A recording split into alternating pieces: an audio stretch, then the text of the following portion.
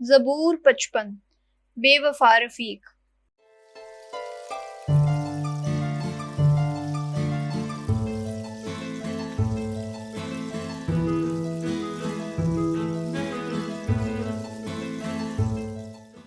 اے خدا میری دعا پر کان لگا اور میری منت سے منہ نہ موڑ، میری طرف متوجہ ہو اور میری سن۔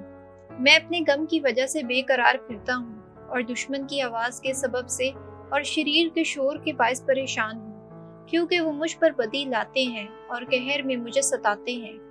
میرا دل مجھ میں بیتاب ہوتا ہے اور موت کی دہشت مجھ پر آ پڑی ہے۔ خوف اور لرز مجھ پر طاری ہے اور رہبت مجھ پر چھا گئی ہے، اور میں کہتا ہوں کاش کا فاختہ کے سے میرے پر ہوتے تو میں اڑ جاتا اور آرام پاتا۔ یقیناً میں دور نکل جاتا اور بیابان میں بسیرا کرتا۔ تند ہوا اور طوفان سے میں جل جائے پناہ ڈھونڈ لیتا۔ اختلاف ڈال اے خداوند ان کی زبانوں میں تفرقہ ڈال، کیونکہ میں شہر میں ظلم و فساد دیکھتا ہوں۔ وہ دن رات اس کی دیواروں پر گشت لگاتے ہیں۔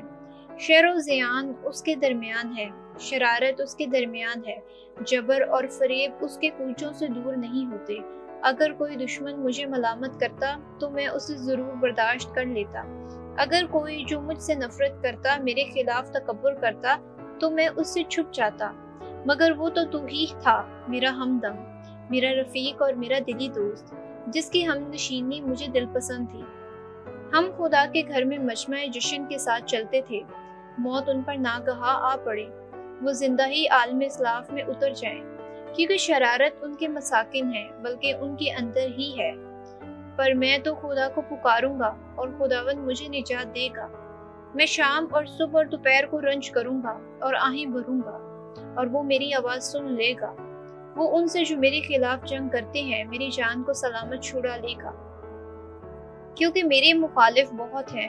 خدا سنے گا اور ان کو ذلیل کر دے گا، وہ جو قدیم سے تک نشین ہے، کیونکہ وہ نہیں سدھرتے اور نہ وہ خدا سے ڈرتے ہیں۔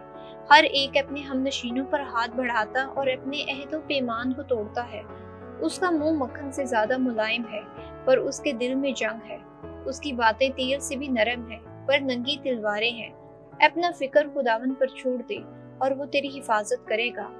تو وہ صادق کو کبھی جنبش کھانے نہ دے گا، اور تو اے خدا تو ان کو ہلاکت کے گڑھے میں اتارے گا۔